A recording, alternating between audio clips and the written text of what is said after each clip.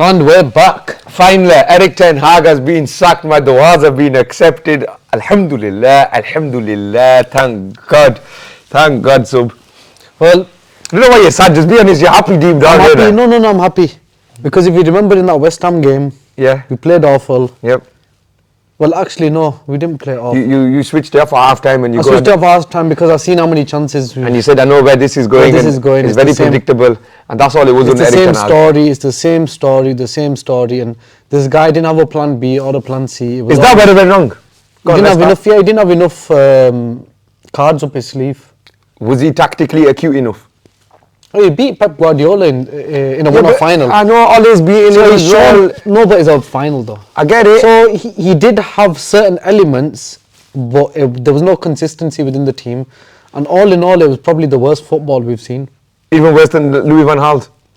Louis still had control. It was boring, but they were controlled in the game. Yeah, there was. This was chaotic. It was too And chaotic for the... Not a good chaotic. Yeah, that's what I was going to say. You know, a lot of United fans had to endure so many disgusting defeats, bro.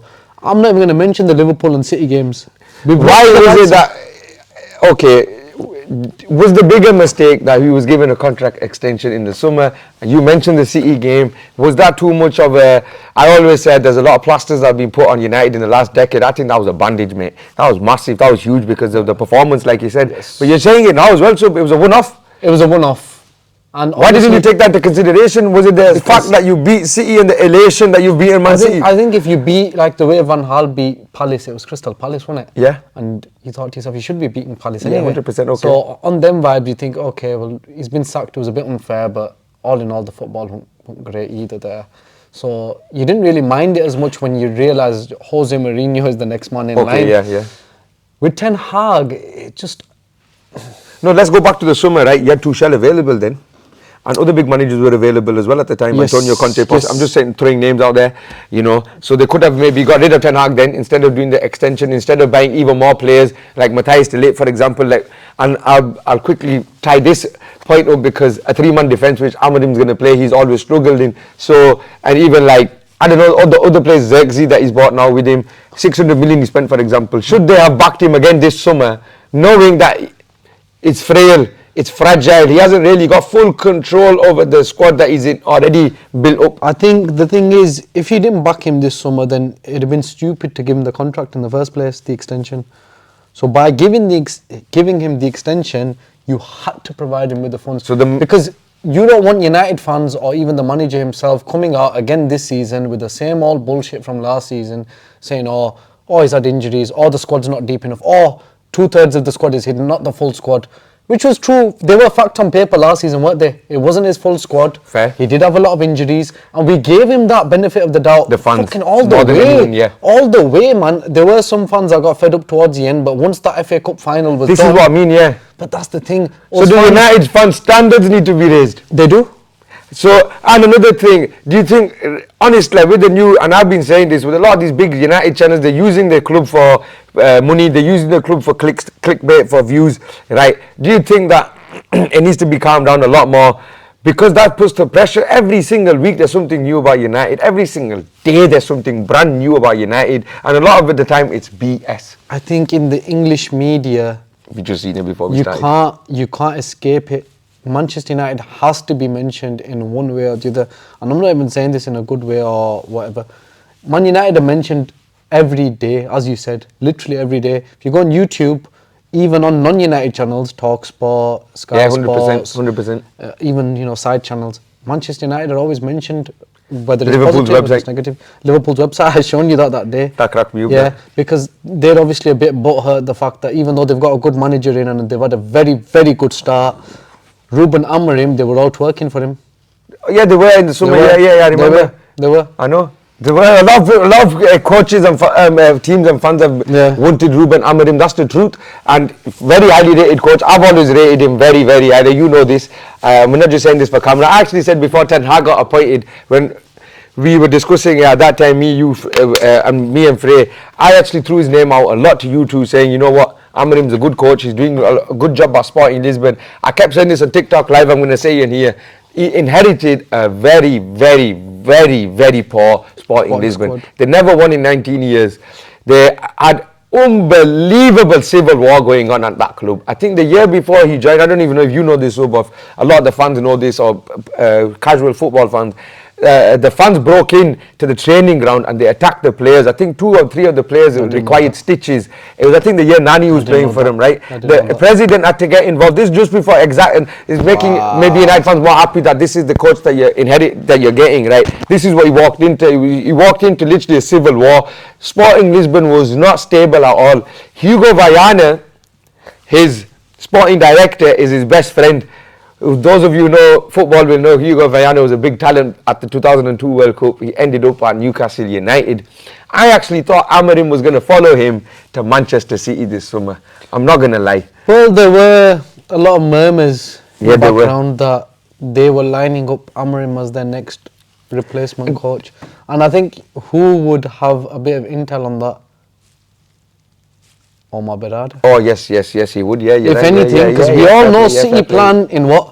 Oh, yeah. In 3 years. In advance. They always plan, and that's why they're so successful and why they are where they are and how they are. And to finish off, right, Ruben Amorim walked into that situation. Yes. He turned them into Portuguese champions. He turned them into a respectable team, a fantastic football team, free-flowing football team. Decent Champions League team as well. Very good European team. They knocked Arsenal out of the Europa League last year. He's won 2 leagues out in his 5 seasons there. He's won 2 League Cups as well. He's unbeaten this year. There's something about him. I know the United fans are saying, oh, you're the same with Ten Hag. First of all, the Portuguese league is way better than the Dutch league. In my opinion, Portuguese league is in the top 6 in the world. Right? Benfica, Porto, Sporting, none of them are easy to play in Europe. And they never have been, right? And whichever player comes out of the Portuguese league is a gem most of the time. And I'm telling you straight. I think 80-90%, and this is just a random number, but it can't be 100%, can it? No, but 8-9 times out of 10, you're getting players coming from there, and they always wow the Premier League. That's what I'm saying. I can go on and on and on. There's so many players, man. I can go on and on and on. Jose Mourinho came from that. Look, Portuguese league is a proper league to be looked at and to be studied and to say, you know what, if you're going to do something, and he won it twice there. It's not the easiest environment to win in. Well, they're not even big in compared to. And that's the point. They're not even big compared to Porto and Benfica. And they're not even big near compared to where he's coming into right now. Yes. Right? And I get that. And I know United fans are going to say that. And I'm the first one, and I'll be saying in TikTok Live, I want to put it out here on the video. They're the biggest club in the world. Fans got so excited yesterday that, listen, with Real Madrid, United are the biggest club in the world. In terms of prestige, in my opinion, is Barca and Madrid and then Manchester United. In terms of commercialism, is Madrid and Manchester United. In terms of profile, you're up there again. You are there. You are the biggest club in the world. I need to start acting like they're that. Like he says, the standards have dropped. Thank you. Amorim, the difference, I'll tell you as a United fan what I see in the difference between Amorim and Ten Hag. And obviously we were excited when Ten Hag came. Let's not lie. Let's not scared. Carry on, Let's not bullshit about it. Bro, I was excited. Ten Hag did have a certain aura about him, but it wasn't an aura as in, it wasn't like you look at him and you think, oh, you know, this guy's gonna have the whole room on lock. It was more like a principal kind of vibe. Yeah. Like he'll have the standards set and rules in place, and you know, like when they lost 4-0 to Brentford and he went on a jog with them, and it was like a family togetherness the way it all started. And that was how Ten Hag was, whereas Amorim, I don't know, you see something different in him. It's like he's got this, I don't know if it's due to... It's a more youthful, modern approach. Yeah, and he's got like, he's got that aura and vibe and that charisma that Jose Mourinho had. And I'm not just saying it because he's Portuguese and because he's coming from the Portugal League. It's just, and because he did his internship under Jose Mourinho at Manchester United. Thank you very much. I don't want to jump the gun. There's fans like Yusuf. And I'm holding it back now. I get it. I get why there's fans that are going to hold it back, and I get why there's fans that are the opposite. As I said, why I said, oh, he can't handle the club. This is why United fans need to just get off the internet. That was my point. No, they need to get off the internet. It's not good for them. Yeah. Because you know it is, right? No offense. You know, grew up used to success, like used to more success than any one of us. Literally. You chose to support United, so you're used to that. You used to a certain style of play, right? Now these ex-players come out, they don't know what they're talking about as well. I'll be honest No, with they you. don't. They really don't know They what don't. United ex-players Yes. in particular. And I used to sound like a hater, but I've been trying to articulate myself better and better as you get older and you go on. Paul Scholes has been probably the most. And that's what I was going to say, Realist which is one funny. recently. And over the last 2 years, he's the one that's been got killed the most by the United fans. Oh, why don't you show up? You don't even know until you used to stay quiet. Because they think, oh, he's just bringing hate. He's bringing hate, right? Not just that. Which Ferguson student or player has ever gone on? And me and Subba having this convo about Been a successful yeah, manager. None of them. None of them. None of them. But Guardiola's still managing, and he's got a bloody managing I think to be team. honest with you, the English managers in general, man, there's no one. We know this already. And we know an English manager has never won the Premier League. And we know that English manager is not even in charge of English national team, mate. Yes. So forget English football, right? So English managers are overrated. In that sense, but what I'm saying is even the foreign guys that played under Fergie, right, they didn't do that well. It just seems to be like, it's something, Blanco's alright. alright, even then, I thought he would have been way better, you're right.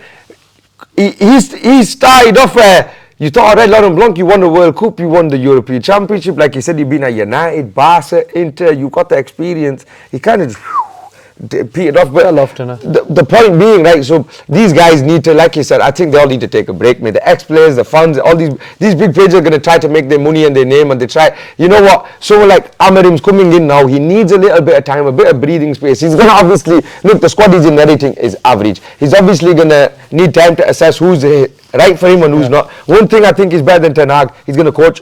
He's actually going to coach. Yes. We're going to see improvement in certain players. Yeah. So not everyone's going to leave like the way they're saying it. I mean, he's got a distinct formation, hasn't he? Yeah, 3-4-3, right? Or a 3-5-2, however the variation goes into it. And in attack, yeah. So what I'm saying is, so remember when Guardiola came in his first season, everyone had the same thing. Oh, his style won't work, blah, blah, blah. He did struggle a little bit, right? But what did he do? He looked at it, he analysed it. He thought, okay, this is what I need to make. This is who can't fit my system. He didn't sell the whole City squad. No. It won 20 players, but now 20, let's be real. So Fabio Del, for example, lasted 6 years under. Used him a lot. Why? Because he coached him. You can't sell every single player. These pundits are just making it out to be like, oh, he's got what he's going to do, right? He'll walk in. Let's be real, we're not going to do it now, but the way we do it sometimes when we're bored, right, who would you keep and who would you sell? After the first 4 weeks, in my opinion, he'd have a solid idea. This is the guys that I want to keep. These are the guys that can improve. These guys, I think he's already got an idea. There you go. I think he's had his eye on, obviously he's had his eye on the Premier League. The Premier League is the league to watch. Alright, just before you, I'll tell you who's going to be the biggest beneficiary of Ruben Amorim's coaching. Bruno Fernandes. Carry on now. Yeah, I think he's had his eye on the Premier League. I think he's probably followed a few clubs and thought, you know what, I could probably manage one of them. Obviously, everyone knew Klopp was on his way out. Yeah. They did move for him. Apparently, they couldn't pay his 8 million release clause. They can't pay a lot of money though. Yeah. Then you says obviously City had him as a possible candidate for replacement. And then obviously Manchester United were lurking there in the background. Now, I think he's seen United. I think he's watched United enough times because we've had a few. Obviously, we've got a strong relationship with Sporting Lisbon, number one, and we've had a few of their stars come and become legends at our club anyway. So we've got that link and relationship with them. So I think he's followed United anyway. I think he's watched United, and I think he's realised who he wants, who he doesn't. I think what's next for him is in terms of expectations, you can't expect anything big, but if he does make it into the top 4, then he has had a very, very good first season. Amazing. That being said, if United had won this last game against Chelsea, they would have been within touching distance anyway. Because no one's been special this season in the Premier League, other than Liverpool. Do you think he's got a free 8 months, which is rare at a club like Manchester United? Yes. Yeah. There's nothing that he will do now because we've seen the worst of the worst. Let's be real. Under Ten Hag, we've lost by a margin of 3 goals or more 10 times. 10 times, bro. That is unheard of. That is unreal. Bro, even Liverpool and Arsenal during their really awful times, and trust me, we've seen some shit players and some shit teams from them lot, yeah? But they never got banged that many times. I know. Not that many times. This is why I used to say to you, like, your standards went so low as fans as well, like you were defending this, not in a bad way, like, and that's what baffled me about Manchester United, and then I used to switch you off with the ex-players and the fans and all that. I think the difference is with this season though, that why I think Amorim might have a bit of success this season is because we actually are making chances this season. Last season, they were not. Frank Lampard came out with it after the game. Yeah. And I actually agreed with him when I thought about it. He goes, they're not particularly good at anything, this team. Like, they're not shit at anything. They're not good at anything. Yeah, they're not the average. Defenders. The average. Like, some games you'll see them and they can defend well. But this is what we were arguing about for the defending they do isn't good enough. The attacking they do isn't good enough. And the midfield, God knows what it is. But I think the amount of chances we're creating this season, I'm not saying we're the most creative in the league, but if you look at the big chances XG, thing, yeah. we're -8 XG, bro. We've scored 8 goals less. Yeah, the second lowest goal scorers in the league. Forget the XG, it's there. Yeah. And when it comes to all the metrics, it's shot conversion, chances finished, we're 18, 19, 20th place. He's got a lot on his hands. I think he can, if he can change the finishing rate around. Didi, what do goals breed? Goals breed confidence. When you win games, that also breeds more confidence to go on a bit of a run. I'm not saying we'll be amazing this season, because there are a few teams that look really good, like Tottenham and Chelsea, that might just make that 4th place. But I think if Amorim comes in, gets his stamp on this squad, they're not as bad as they are right now. We're not 14th place, man. Come on. Really? Come on, Didi. Yeah, come on, you're telling me Bournemouth and fucking Fulham? No, they're not bad, then you lot, but I couldn't see you lot improving, I'll be really honest with you. I couldn't see you lot finishing higher than 8th this season under Erik ten Hag. Obviously, they've acted, and thank God they acted as quick as they have now, and they didn't give it more time than they did. Right, let's finish this one off. Is he the guy then to bring the success back to Manchester United? Let's give a definitive answer to it. First, a yes or no. Wow. I know it's a hard question. It's a difficult question to ask. Because the thing is, I'm not going to lie to you. Van Gaal came in and you was a former Barca, former Bayern, Champions League winner, amazing veteran of the game, possession, Dutch football. Yeah, and the youngsters he blooded through in his career. I thought he might take us back to it, he never did. Jose Mourinho came, arguably the GOAT. I thought the guy that gave Pep the hardest time at Barcelona, I thought he'd be the guy. Sorry, I know I'm making this answer a bit long. No. I didn't mean that. Ole came in, Ole actually gave us some optimism, because his football was actually decent. People say, I was counter, I don't give a fuck. We were scoring 3-4 goals every game. I know, but the standards need to be raised up. The standards do, but what I'm saying is we still thought that at that time it was good. We finished second within 11, 12 points. That's fair. You improve that squad with Sancho, Varane and Ronaldo. You think you're going to get at least within 4 to 6 points of City. Why not? That fell off. Ten Hag for a season. Amorim has got the look, the style, the charisma. No, I have to, because I'm going to show you one clip after this year. And fuck's sakes, man, I'm not gay, but fuck me. Brother, I'll show you. Wow. I'll show you at the IC that I actually rewatched. Was it that one? Is there a Kanye West song in the background? No. Mine's different. No, I showed him the Kanye West song. This guy has got the look, the stature, the charisma. I've watched his interviews, his English. Air Force Ones, mate. The Air Force Ones, yes, the Air Force Ones. Air Force Ones, mate. I think Manchester United, I'm not going to say back to the top, because we don't know what the top is anymore. Yeah, you do. That's the problem. I think this guy gets us challenging for the title again within 3 years. I've put it there. I'm not saying we'll win it. He will get us back onto... We're not as bad as we look on the pitch right now.